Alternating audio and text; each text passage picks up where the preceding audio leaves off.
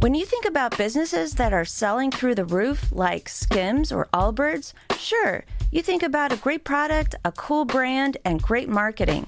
But an often overlooked secret is actually the businesses behind the business, making selling and for shoppers buying simple.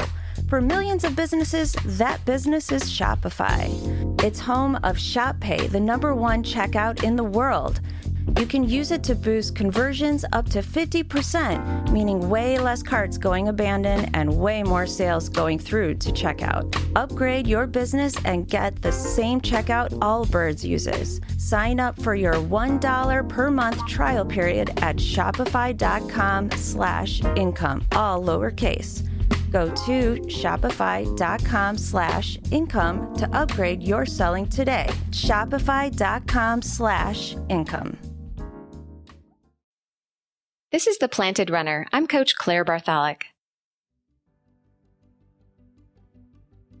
What does the word mastery mean to you?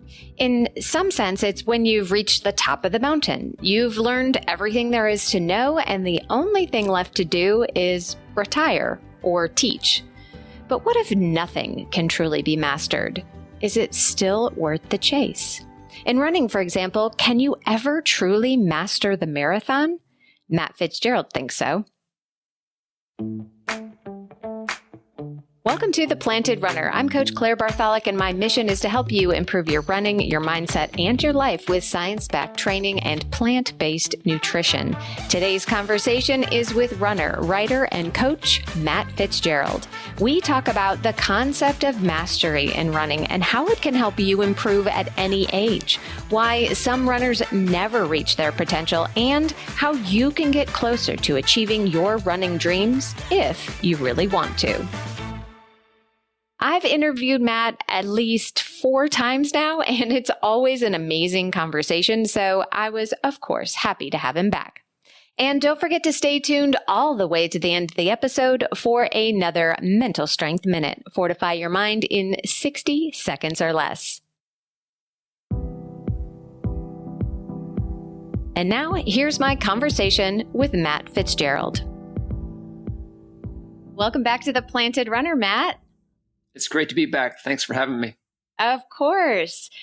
So you are here today to talk about mastery. So what does the word mastery mean to you? Can you ever truly achieve it? Yes. So mastery, there are competing definitions of the word. I did a deep dive in the etymology of the word, and, people forget, like, words, aren't discovered, they're invented. So everyone has a right to interpret a word the way they want. So I have my own. For me, mastery, at least in the sport context, connotes just being in control of yourself as an athlete. There's some obvious things that we do not control as athletes. I mean, things like the weather are right. One, but even like the way your body responds to training, you aren't really in control of that. You control the training, right? But you know what I mean? And so, there are certain parts of the sport that we do have a large degree of control over. And the journey toward mastery for me is just learning to use that control to your own benefit as an athlete. You can think of it just in terms of, the decisions you make. Every single day, athletes make lots of decisions, big and small. And to move toward mastery is to make more and more good decisions and fewer bad decisions. Yeah. Well, it seems like if we're talking about mastery as control, we're never going to be 100% in control. It's always going to be a chase, right? Are we always chasing? Yes, I think so. I look at it in 2 slightly different ways. One is, it's a developmental process. Movement toward mastery is a developmental process. So you have a certain amount of potential. You don't really, it's inside a black box. You don't really know like what your ultimate potential is. And you're trying to go from, day one as a runner, you've reached 0% of your full potential. And you're trying just to move toward 100%. And it's really a learning process. You're just learning to be as good at your sport as you can be. And of course, you're never going to stop learning. I mean, Right. there's like no final lesson, which is good. For me, I started running when I was 11. I'm about to turn 54. So I like the idea that I can't like finish the learning process. That being said, in the book, I break down that developmental process into 5 stages. And, there is a final stage. And I think, you can, arrive at that stage. And there's no 6th stage to get to, but you can continue learning within that final stage of the developmental process. Yeah. Yeah. I mean, what strikes me is that the finish line is always moving. The bar is always raising. So it's like, the marathon, for example, let's say you want to hit 4 hours in the marathon and you work to it, you do it. And then you're like, well, I've done that now. Now I've got to go to 350. Now I've got to go to 340. It's always like the more. And do you ever really achieve it, or is there always more? There's something about human nature that we always want more. Yes. I'm actually glad you kind of put it in performance terms, because I do make a distinction between performance and fulfillment of potential. Because again, even performance, you're not entirely in control over. Right. For me, I mentioned that I started running competitively when I was 11. I think that I did not reach that final stage of my development as a runner until I was in my 40s. So I was actually past my physical prime. And this is the nuance I think is hard for a lot of runners to wrap their heads around. Like, you can keep getting better at your sport even after you've stopped setting PRs and you've sort of aged beyond. Performance, there is a correlation between performance and mastery, but mastery is really about doing the best you possibly can. And, the races where I felt like, wow, I really nailed it. Like I nailed the preparation. I nailed the execution. It wasn't a PR because I was, 47, 48, 49 years old. But it was a better performance. Like I was able to get more out of myself than I was when I was in my physical prime. Mm-hmm. I think that's a good distinction. One thing you bring up in the book is self-regulation. What does self-regulation have to do with mastery? Yeah, self-regulation is a term that really just comes from biology. Honestly, it's the way biologists look at how living organisms of all kinds pursue, control their own behavior in pursuit of goals. Goals can be like getting food or mating or, building a nest or whatever it is. Right. And self-regulation is exactly that. It's like how an organism uses the control it has to achieve its goals. Now, if we're going to focus on human beings, self-regulation, has various dimensions, but a simplified way of looking at it is that there are three things that you have a good measure of control over as a human athlete. One would be your thoughts. You don't have total control over your thoughts. Like, your thoughts will just come to you, but you have a fair degree of control. If I tell you not to think about a pink elephant, you will think about a pink elephant. Of course, yes. And then, the second one would be your emotions. Again, you don't have total control over those. It's like, emotions will happen, but then there's the then what? And that's where you have, and that's actually where most of the research on self-regulation is, especially like in child development, like, kids learning how to, channel their emotions in productive ways. And then the third one, obviously, is like your behaviors or actions. Like an obvious one in running is pacing. Every single moment of every run you do, you are actually, without often being conscious of it, you are making decisions about like how you regulate your behavior. Like, do I speed up? Do I slow down? Do I hold steady? So self-regulation is just like how you use the control you do have over your thoughts, emotions, and actions. And then there's so that's the x-axis. The y-axis would be, those thoughts, emotions, and actions can be helpful to you as a runner. in terms of like helping you get to your goals. They can be harmful, they can hold you back, or they can be kind of neutral.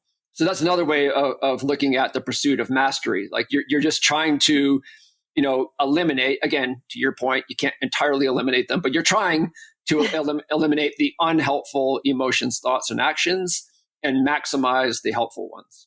Yeah, I mean, this really goes down to the classic debate. Is performance about your brain or is it about your body? Because, the thing that I get asked about the most besides physical training questions are, how do I change my self-talk? When I am at mile 16 of the marathon and my brain says, slow down, this is too hard, what do I do? So a lot of people think they don't have control at that point.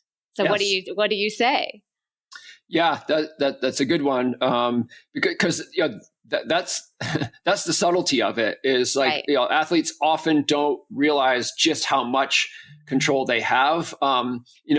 If my knee starts hurting me at a critical point in my marathon training, like I have no choice but to be worried. Or, if I'm 6 weeks out from an important race and I start to doubt whether I have enough time to get the fitness I need, like I have no choice but to be anxious about that uncertainty. The trouble with those beliefs is all it takes is one counterexample, one runner who, gets the knee pain and, they might have an initial, oh crap moment, but then it's like, you know what? It's just pain. Pain is mercurial. There's a lot I can do. Worrying about it won't help at all. In fact, research says that like worrying makes it worse. And so like, it just takes one real flesh and blood athlete who proves that you actually do have a choice in those situations. So that's number one, just like taking a step back and realizing, oh yeah, there's just simple proof that I do have a choice in these situations. And then, it can be hard, if you're in like the heat of battle and you start, things are tough and you start having that negative chatter in your head, it's a little bit too late maybe at that point. You might be able to pull a rabbit out of your hat, but the time to work on that is in the training, where you can, just break out of patterns that are holding you back. So you could, use implementation intention exercises. So you might be going into like a hard marathon specific workout. It's a little bit of like a dress rehearsal for the big show. And you can go in and with like if then intention. So, if I start to slip from the pace, like here's how I will, here's like a positive, you can't do untrue positive thoughts. They have to be true. Right. But you could have these implementation intentions where like, if this happens, I have a plan, and then you don't get blindsided or taken off guard when you are in the heat of the moment. You're like, there's that expression that soldiers use. I fell back on my training. The bullets started flying, and there's a part of you that wants to panic, but it's like, oh, I did all this training for this, and now I have something that I can fall back on. So yeah, you have to practice it before the big show. Yeah, you have to practice the negative. You have to put yourself in a negative headspace to teach yourself how to get out of it. That's kind of counterintuitive for especially our culture that says, think positive thoughts. You actually have to practice being negative. And I don't think a lot of people do that. Yeah, that's a great point. It's really like a psychological parallel to what you're doing physically. If you are an improvement seeking runner, so you care about your times and you're trying to, you have to make yourself uncomfortable in training, right? Like your body's not going to adapt unless you give it something to adapt to. So there's simply every runner understands this. Like, yes, I have to work hard enough that it feels hard. And so you're wide awake the whole time you're going through this process. So guess what? Your mind is along for the ride, and it's going to be hard for your mind as well. And, I think a lot of athletes, to your point, they think of that as just like a sideshow that you have to put up with, but it's half of what you're trying to do. Like, yes, you want the physical stimulus, but you also want to put, I make a distinction between like physical fitness allows you to do hard things. Mental fitness allows you to deal with hard things. And you always have to do both simultaneously. Your mind has to be as good at dealing with the hard stuff as your body is good at doing the hard stuff. Good point. One thing that a lot of runners struggle with is not just the self-talk when they're in a race or in a workout, but when a workout goes wrong. So, you're doing, I don't know, a tempo workout and you just can't hit your paces, or you feel like crap that day, you totally blow it. And then you say to your coach, if you have a coach, you're like, that was a terrible workout. My training is so off. This whole cycle has gone to hell.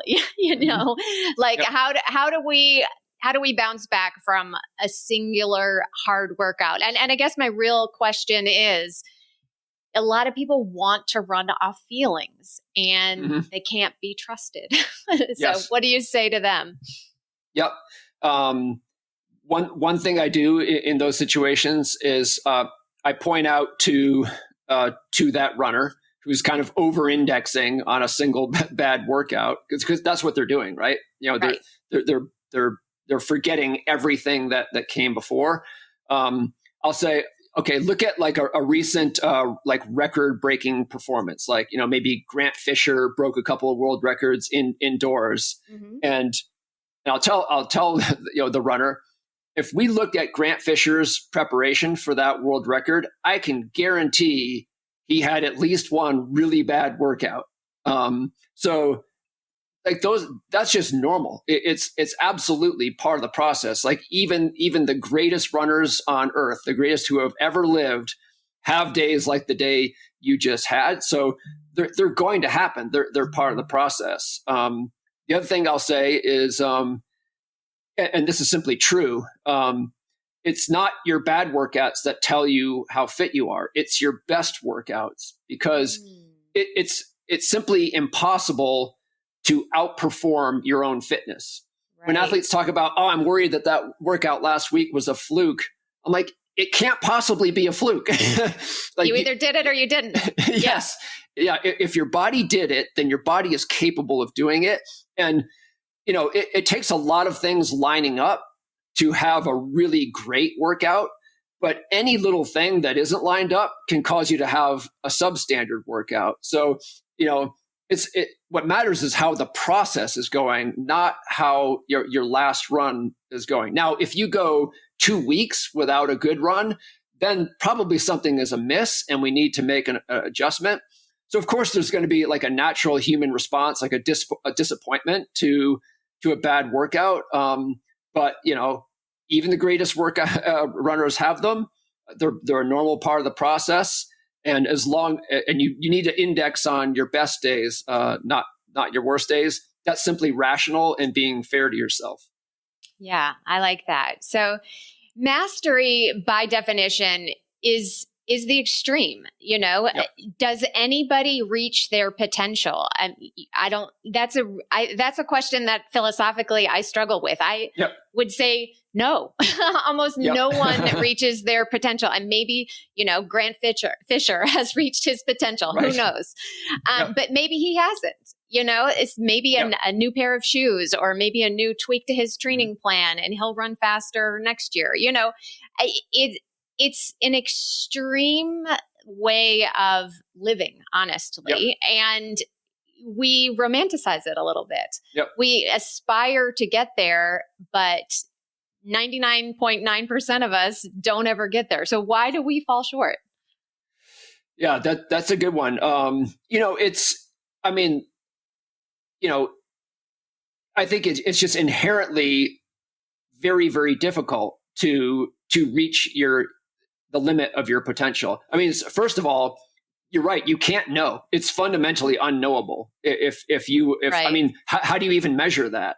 The limit is death, right? Right. Yeah. And even then you don't know.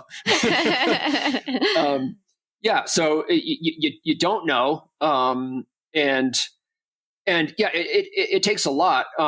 In another book I wrote, which is about also fulfillment of potential, called The Other Talent, I make the point that there isn't a single, at least when I wrote the book, there isn't a single American runner who holds a national record in any distance running event, just say from 800 meters to a marathon, who also set a national record when they were in high school. And what that means is the ones who are setting national records in high school are not setting national records as adults. And that's normal, actually. When you're at the beginning of the developmental process, talent rules. It's just like if you have 110-year-olds race a mile, the kid with just the most natural ability is going to win the race because there's no training, there's no development.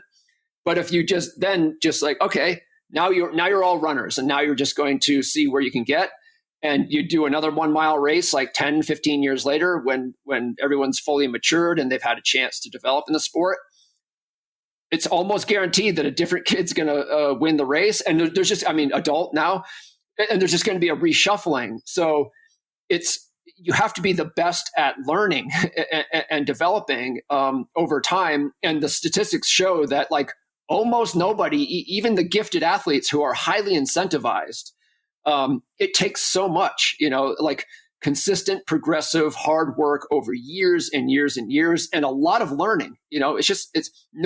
Not everyone can be the best at learning. So there's just a lot standing in the way of reaching your full potential.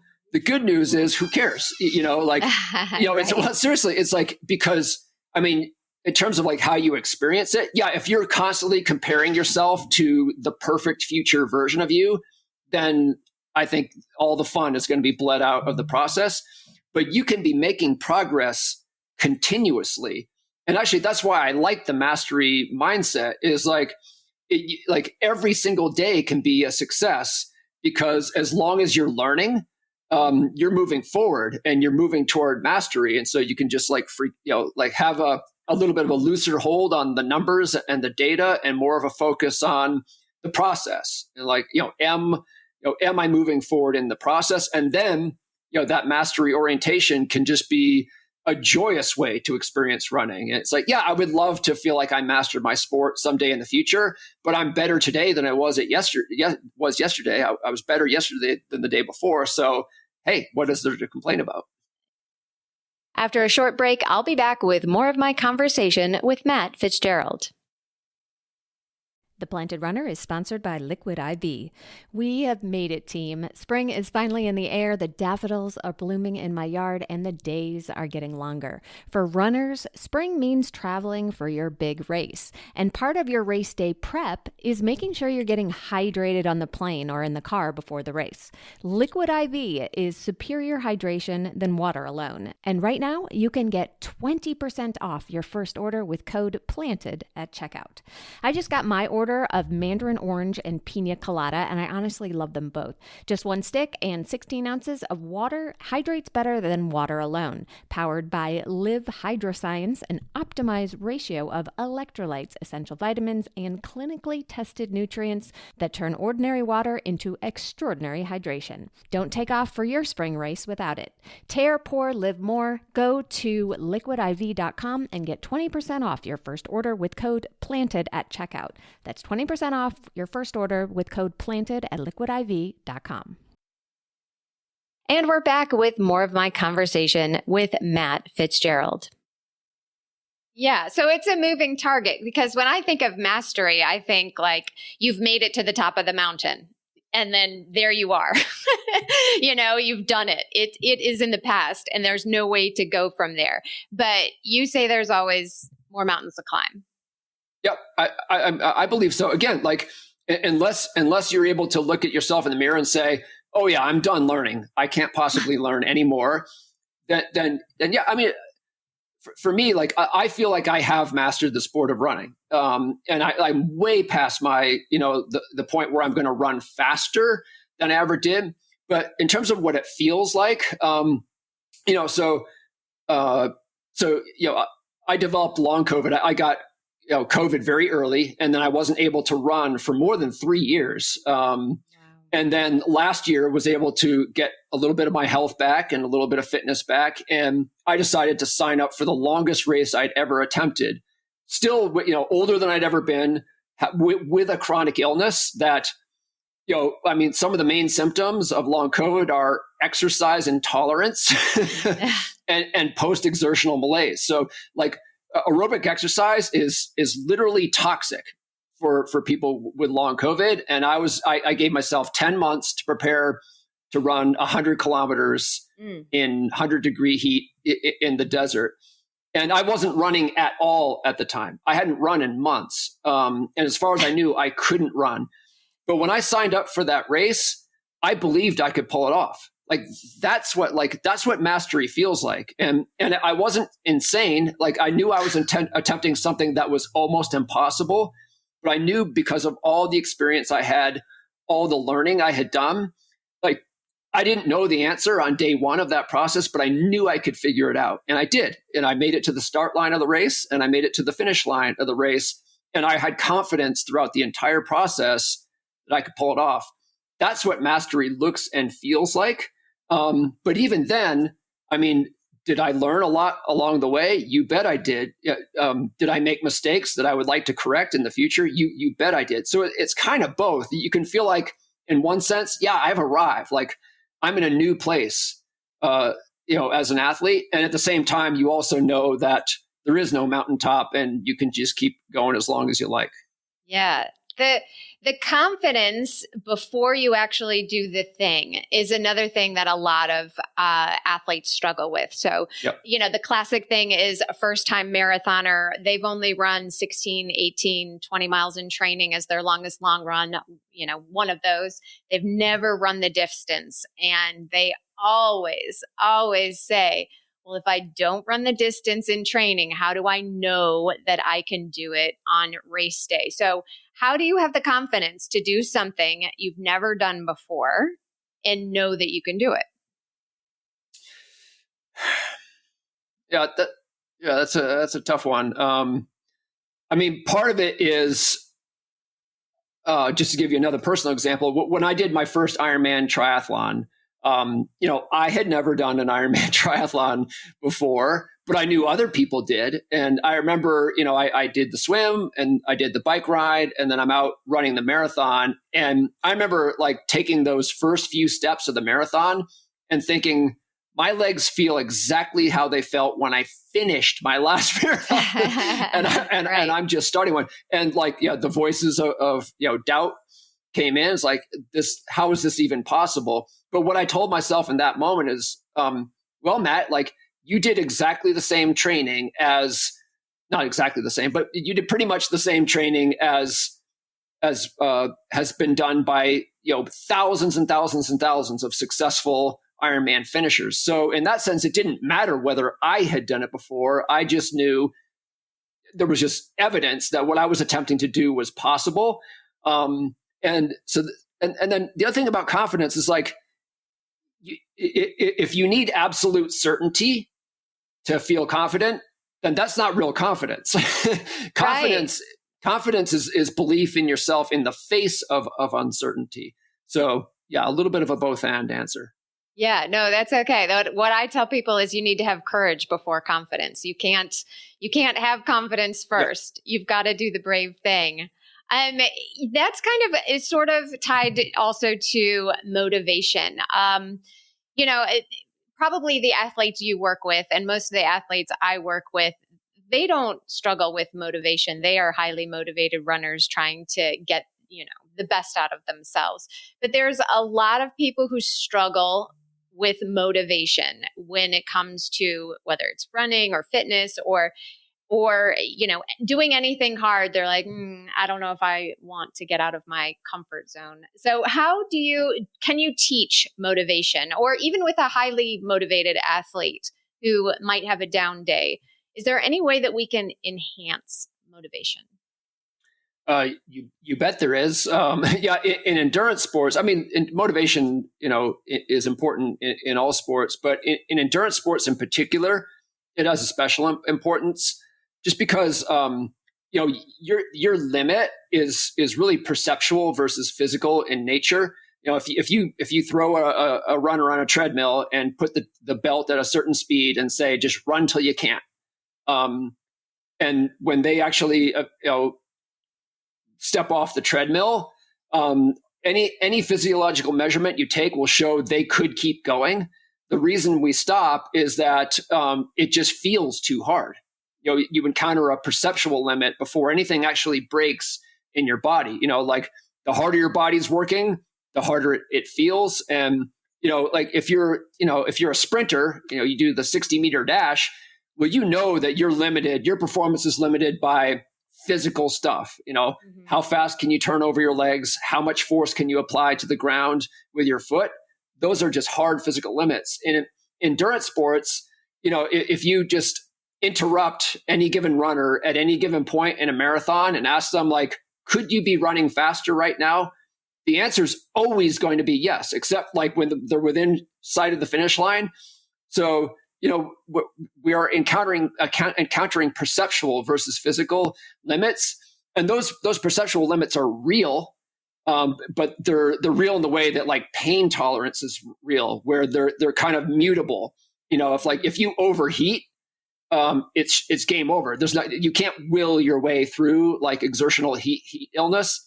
But the garden variety of like, this is too hard, I feel like slowing down, that one, the more motivated you are, the more you can push through it and get closer and closer to those hard physical limits. So there is no such thing as too much motivation as a runner. Now you need other things too, otherwise you're just going to run off a cliff. So, but there's no such thing as too much motivation. And you can look at like examples of supremely motivated runners, the ones who clearly like leave it all out there when they compete. And it's like, hey, are you there yet? If you're not, then then you can be more motivated. And finally, to get your question, like, how do you do that? In the book, I talk about what's known as what is it? The self-determination theory, which is like kind of the leading theory of motivation. And there are three main levers you can pull to get more motivated or to increase motivation. One is autonomy. You have to feel like you're doing things by choice and you have a measure of control. As a coach, I do this. I mean, they hire a coach because they want me to do a lot of the thinking for them. But I love to give my athletes options. Say, hey, I'm thinking we could do A, B, or C next week. And I've already pre-vetted those three options. So I'm fine with all of them. But you're giving the athlete some agency and a like sense of autonomy and control and investment in the process. And that increases motivation. It's proven to do so. So anything you can do to increase your sense of autonomy or agency or control is going to increase your motivation. Two is competence. So we become more motivated when we feel like, hey, this is working. Like I'm getting results. I'm getting better.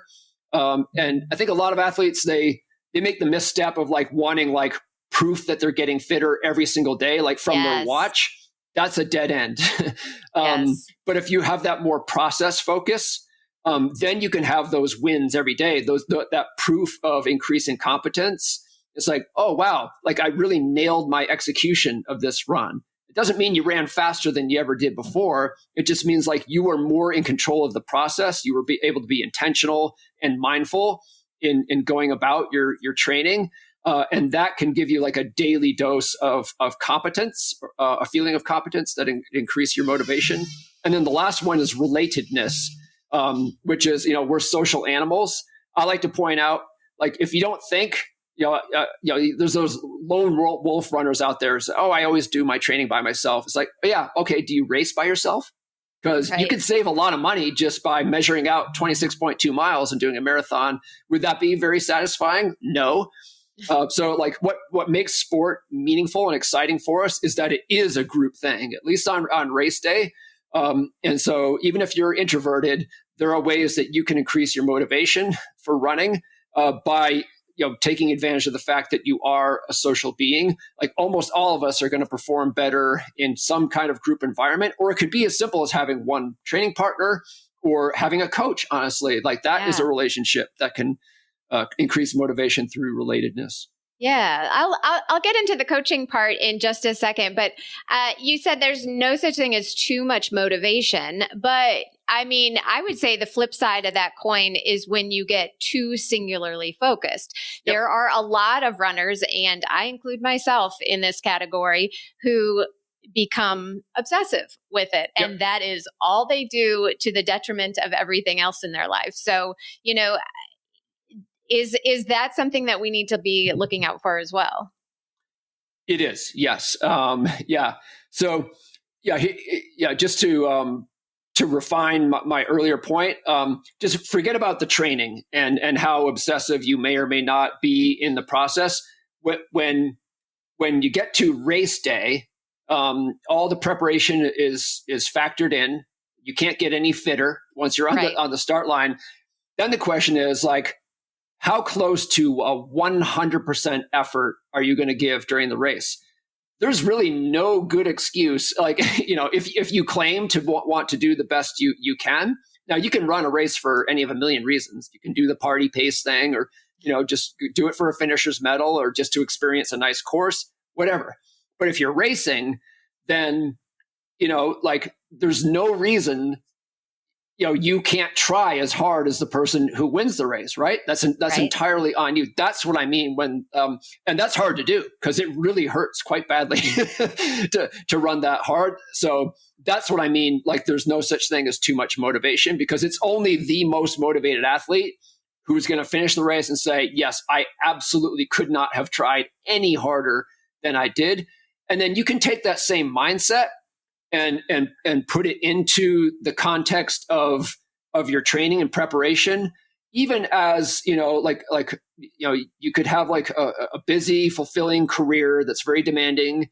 And you could have a family that is always going to be your number one priority ahead of sport, and still have like that supreme motivation to make the absolute most out of the time you do have to run. So it's not about necessarily just like, quitting your job, getting divorced, and like becoming wholly fixated on running. And then, just to get back to the spirit of your question, there's, I've been fortunate to know a lot of, professional runners and world-class endurance athletes. And, it used to be surprising to me. It's not anymore, like how well-rounded these people are. Like, it's usually like the really hardcore amateurs that are super obsessive and one-dimensional. And I've never seen that. It always ends up as self-sabotage. Right. Psychologists have a term called self-complexity, which just refers to like how many like real true facets you have to your life, like how many identities that you really, invest yourself into, and an extreme lack of self-complexity where you're just putting all your eggs in one basket. I mean, first of all, it's like, why are you doing that in the first place? It's probably not even coming from the healthiest part of your psychology. And then like, once you do that, it can like, I mean, what happens when you have a bad week of training, and there's nothing else going on in your life, right? Or 3 years of COVID. Yes, that's exactly, yes. Yeah, Excellent you have to be a little more well-rounded, or you just absolutely fall apart. Yes. Yep. Yeah. So let's go back to the coaching bit. You and I are both coaches, so we're obviously very biased and think that everybody should have a coach. But, if you are going to invest in a coach, it's not just about, hey, I'm hiring someone to tell me what to do, because that's what a lot of people think is that I want a coach because I don't want to make decisions and I want just an expert to tell me what to do. So what's wrong with that? Yeah. I mean, it's understandable, like that perspective, but it is also naive, because, for me, I mean, there's all kinds of coaches out there, but I view it as my job to help guide athletes toward mastery of the sport. Running can be a lot of things. It can be me time. It can be like a spiritual outlet, a way of connecting with nature. But for me, like, it's a sport, and so if you treat it as a sport, you're trying to master the sport. Well, your coach can't do that for you. Like, mastery is all about like being in control. And so, most of the athletes I coach remotely, so I can't be there on the ground to make an excellent decision for them in the middle of a workout that goes sideways for whatever reason. Right. Like they need to be able to do that for themselves, and they sure as hell need to be able to make good decisions for themselves in competition. I've done all I can at that point. I wouldn't race for you even if I could.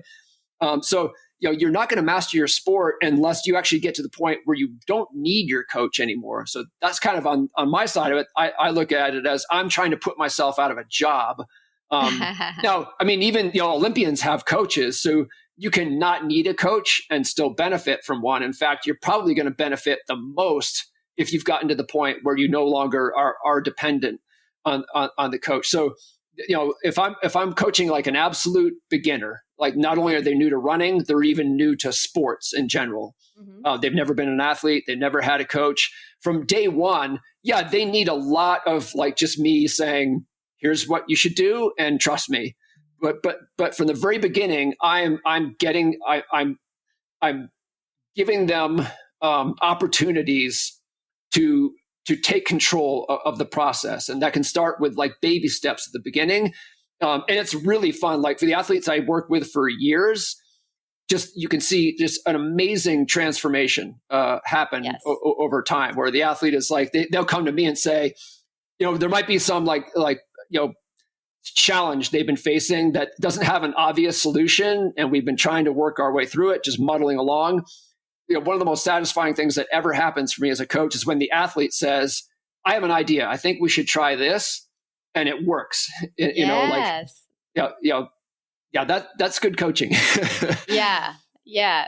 One of the things that I would say that my athletes get most frustrated with me is that I don't give them splits for their races. They want to say, okay, I've got 26.2 miles. What should I run for mile 1, 2, 3? They want exact splits for the entire race. Can you just program my watch and tell me exactly what to run for the marathon?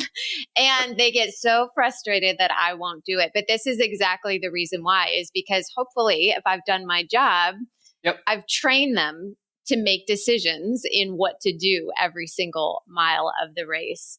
You're training someone to be an athlete, not a robot, right? Yes. Yeah. I mean, you could go ahead and give them those splits, and they could do their best to follow them, and they are very, very unlikely to run the best race that they could have run that day, because like nobody has a crystal ball. Like, who the heck knows? I mean, you have some idea, right? But that's why I love the word performance for racing, because similar to like a theater actor, they do the rehearsals, they learn their lines, but none of that is a guarantee of like really making the audience feel what you're trying to get them to feel. Like, you have to do it in the moment. And you could be on Broadway doing the same play 4 nights a week for 2 years, and no two performances will be the same. Every single one will be different. And that's exactly why you can't program a race. And like, we should embrace that, like it's an opportunity, because a lot of runners are going to mess that up, but you don't have to be that runner. Right. So, when it comes to training for the marathon, it's kind of like it's like baking a cake. It's a recipe, you follow whoever wrote your training plan. Hopefully it's your coach that knows what they're doing. But there's a lot of different recipes for baking a cake. But there are some kind of universal things that you want in a cake. You want flour, you want sugar, you want oil, Mm-hmm. What are some of the things that you feel are kind of the basics? And what are some of the things that are kind of, you talked about individuation, things that an individual might want to tweak? Yeah. I like that question.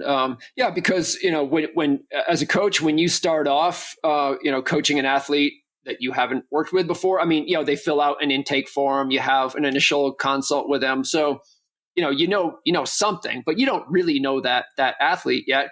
So like, where do you begin? You begin with, just kind of like those general principles and, accepted best practices. And you just sort of, you treat them as human, basically, and the individuation starts thereafter. I mean, you have to give them something, right. And it's pretty safe to say, okay, Well, we know that most of your running should be at low intensity. So I'm known as the 80-20 guy. Didn't originate that idea of like doing 80% of your training at low intensity, 20% at higher intensities. But I'm going to start there because if you're human, that's probably going to be pretty close to like the optimal ratio for you. Consistency is number one. So I like to, I mean, even if you're not a competitive athlete, you should probably be doing aerobic exercise like most days. So like I will try to get there, try to get the frequency up so that the athlete is tolerating and benefiting from more or less daily activity. And then there's like progression, you just gradually, build the volume, make the hardest workouts a little bit harder. All of those are universals, but then, the individuation can start immediately thereafter because, the way I put it to athletes is like, this is an experiment. It's like, we don't simply do things, we try things. So, I'll never give an athlete training that I don't have a high degree of confidence in. Like I feel pretty good about, what will result from that training. But I mean, there are always going to be surprises. And, just even in, they don't have to be big surprises. It could be, I could learn, oh, wow, like this athlete really recovers very quickly from speed workouts, but they take longer than a lot of athletes to recover from the long endurance workouts. So I'm like, okay, I need to kind of factor that in. Or, this athlete, when I give them like VO2 max specific stuff, they get like a super quick response to it. Whereas another athlete, they need to chip away at that particular stimulus to start to see the results. So yeah, you just, so everyone's human, everyone's doing more or less the same thing. But if you have that kind of experimental mindset where we're always trying things, not simply doing things, then you can start that individuation process right out of the gate. Yeah. Because just like words, all these workouts, they're all made up. A 400 meter, repeat workout is arbitrary, right? Yes. But yet if you think that it's going to somehow tell you what your marathon pace is, or, it's not, right? If you miss this workout or you have to do this workout a different way, it doesn't actually affect your results. But people are so attached to, they think it's going to be like baking a cake. You have to have every single ingredient exactly right, or the cake is going to be inedible, Like there's a lot of people that have that black and white mentality, especially runners, have you noticed that? Yep. Yeah. I mean, it's not true, which is good news. Yes. And so that's the thing. Like you're not trying to, you're not trying to give runners like you're not trying to tell them what they want to hear, but sometimes like the truth can be like good news. It's like, guess what? It's not like one false move and you're doomed. There's more than one way to skin a cat. Like I know this to be true. I could. So there's individuation where like, the perfect recipe is slightly different for each runner. And it takes a process to find that perfect recipe. But it's also not one perfect recipe for any given runner. I mean, you see this, one way I make the point is like, if you take like an established professional runner, like a well-known, highly decorated professional runner who changes coaches or changes teams in the middle of their career, and you can look at these examples, like they almost always perform at the same level. Like maybe they improve like a tiny little bit. And then you look at like what changed in their training, it'll be like, oh, wow, like actually quite a bit changed. Right. And yet they got the same results. So like, it's proof that, there are certain like guardrails that you have to stay within, certain, just like with your diet, it's like, it's not anything goes. So there's guardrails, there's a framework that you need to stay within inside, but there's plenty of room to play. The process doesn't have to go perfectly. You can try things and get more or less the same results. It is not one false move and you're doomed. Mm-hmm. So the book is Chasing Mastery. Are we doomed to always chase? It sounds like Sisyphus to me. We're just always rolling the stone up the hill just for it to come back down again. Are we destined to chase, or can we ever just achieve and be satisfied? Yeah, again, to me, I mean, the answer is no, but like that, to me, that is good news. Because I mean, it sounds tiring. Yeah, it's just, I don't know, like improvement and learning and development are fun. And who wants that to stop? Yeah. You know what I mean? Absolutely. Yes. Absolutely. Well, I think that's a perfect way to wrap things up. So, again, the book is Chasing Mastery. When does it come out and where can people get it? It's out now. And the nice thing about this book is not only am I the author, I am also the publisher of this book. I and a couple of colleagues started 80/20 Publishing, which is kind of a spin-off of 80/20 Endurance, a company I also co-founded. And we just put out a handful of books a year. We're like endurance sports endemic, but it's nice because you're an author as well. So like it's hard to get a book published, the traditional way. You got to get an agent, and then the agent's got to, get a deal from a publisher. For me now, like I never have to worry about that ever again. Fabulous. But we're distributed through Simon & Schuster, which everyone's heard of. So anywhere books are sold, you can find Chasing Mastery.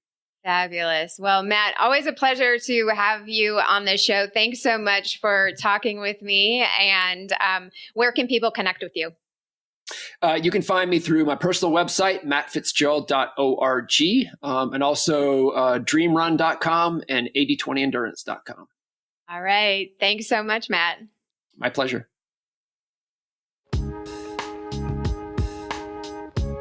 And now it's time for the Mental Strength Minute. Fortify your mind in 60 seconds or less. Today's topic is suffering is optional. It's been said that the definition of suffering is wishing things were different. Pain will come in life and in running, but it's how you think of it that makes all the difference.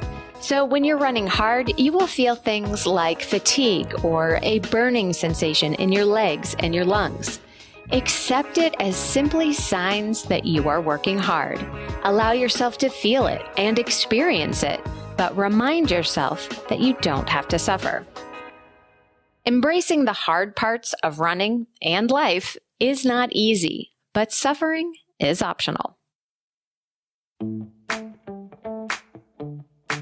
Thank you for listening to The Planted Runner, part of the Evergreen Podcast Network. Don't forget that you can enter to win a free custom training plan for your next race and get featured on the show. Just write an Apple Podcast review and enter at theplantedrunner.com/PRLab. Of course, reviews are the #1 way to boost this show's reach, and it's a great way to tell me what you'd like to hear next because I read every single one. Have a great run today.